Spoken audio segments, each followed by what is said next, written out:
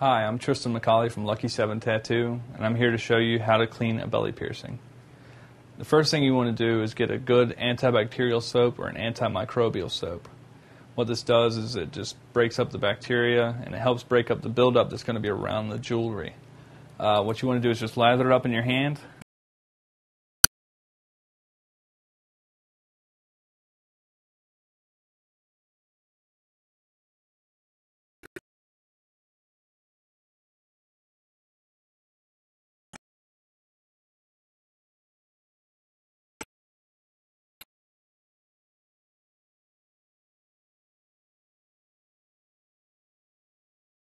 With with warm water.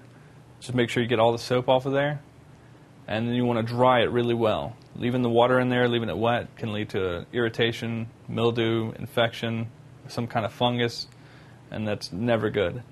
Another thing you can do is use saline solution. There's a couple of them you can use. H2 Ocean is good. Another one is Blue Wave. Either one is really good.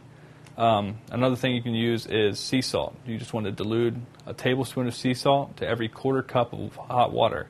You just boil the water, mix in the salt, let it dissolve, and then you soak the area for about 15 minutes a day.